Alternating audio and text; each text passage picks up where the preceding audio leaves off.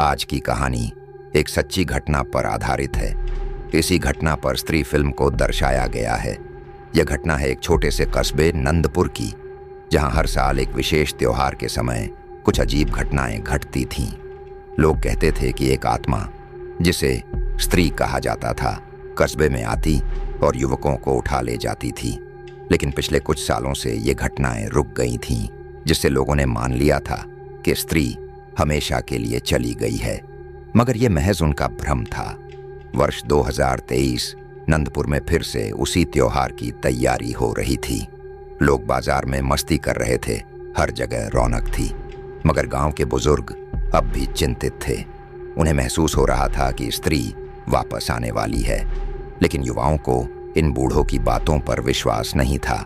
रवि और उसके दोस्त मोहित, अजय और दीपक हमेशा की तरह स्त्री का मजाक उड़ाते हुए कस्बे में घूम रहे थे। वे स्त्री की पुरानी कहानियों पर हंसते थे और उसे महज अफवाह मानते थे।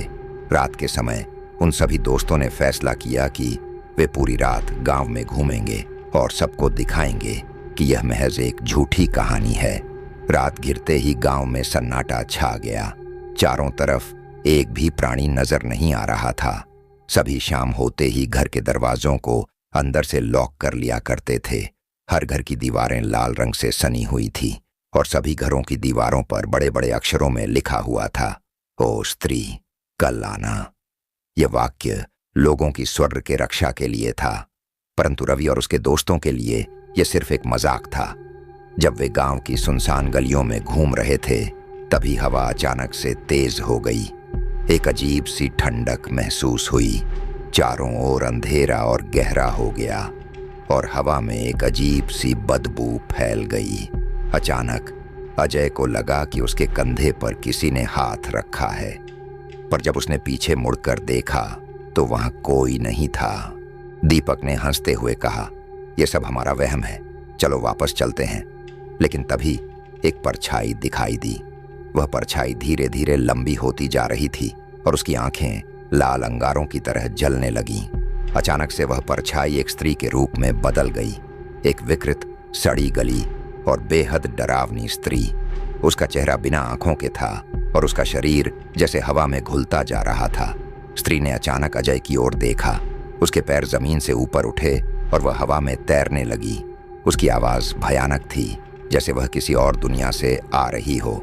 उसने धीरे धीरे अजय की ओर हाथ बढ़ाया। अजय चीखता हुआ भागा, लेकिन स्त्री ने उसे पकड़ लिया। उसके शरीर से धीरे धीरे जीवन निकलने लगा और अगले ही पल वह अंधेरे में गायब हो गया। रवि, मोहित और दीपक डर के मारे जम गए। उन्हें समझ नहीं आ रहा था कि क्या करें। अगली सुबह गांव में अफरा तफरी मच गई। अजय गायब था और लोग फिर से स्त्री की वापसी की बातें करने लगे। गांव के बुजुर्गों ने चेतावनी दी कि स्त्री वापस आ गई है और अगर तुमने उसका मजाक उड़ाया तो वह तुम्हें भी ले जाएगी।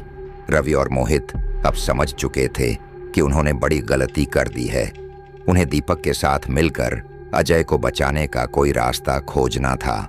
गांव के सबसे बुजुर्ग बाबा शिवदत्त से पता चला कि स्त्री एक पुरानी आत्मा थी, जो किसी समय एक गरीब स्त्री थी। गांव के कुछ अमीर और दुष्ट लोगों ने उसके साथ विश्वासघात किया और उसे बेरहमी से मार डाला। उसकी आत्मा ने प्रतिशोध की आग में जलते हुए कसम खाई थी कि वह हर साल इस त्योहार के समय गांव के पुरुषों को उठाएगी, और उस वक्त के बाद से ऐसा ही हुआ। परंतु कुछ साल पहले गांव वालों के कहने पर एक तांत्रिक ने उसे किसी तरह से काबू में कर लिया था। अब तांत्रिक की मौत के बाद वह फिर से आजाद हो चुकी थी। रवि और उसके दोस्तों ने उस पुराने मंदिर में जाने का फैसला किया, जहां कहा जाता था कि तांत्रिक ने स्त्री को कैद किया था। मंदिर बेहद डरावना था। चारों ओर अंधकार फैला हुआ था और हवा में एक अजीब सी गंध थी। रात का समय हो चुका था। जैसे ही वे मंदिर में घुसे, एक जोरदार ठंडी हवा चली। अचानक मंदिर के बीचों बीच स्त्री प्रकट हो गई। वह हवा में तैर रही थी। उसकी आंखों से लाल रोशनी निकल रही थी और उसकी चीख इतनी भयानक थी कि कानों में गूंजने लगी। रवि और मोहित ने तांत्रिक की दी हुई माला निकाली और उसे स्त्री के सामने रखा, लेकिन यह माला अब काम नहीं कर रही थी। स्त्री और भयानक हो चुकी थी। दीपक ने डरते हुए मंदिर के बीच में रखा तांत्रिक का पुराना चाकू उठाया और जैसे ही उसने वह चाकू स्त्री की ओर फेंका, स्त्री जोर से चीखने लगी और मंदिर की दीवारों पर खून की धाराएं बहने लगीं। चाकू जैसे ही स्त्री को लगा, वह अचानक से एक काले धुएं में बदल गई और गायब हो गई। उन्हें कुछ पता नहीं चला कि क्या हुआ। वे किसी तरह वहां से भाग निकले और पीछे मुड़कर नहीं देखा। अगले दिन गांव के लोग सोच रहे थे कि क्या स्त्री हमेशा के लिए चली गई है या वह फिर से वापस आएगी। रवि और मोहित इस भयानक अनुभव से बुरी तरह हिल चुके थे और वे अब जानते थे कि स्त्री के साथ मजाक करने का अंजाम क्या हो सकता है। आज भी वहां हर साल त्योहार के समय हवा में एक अजीब सी ठंडक महसूस होती है और लोग अब भी डरते हैं कि कहीं स्त्री फिर से लौटकर न आ जाए।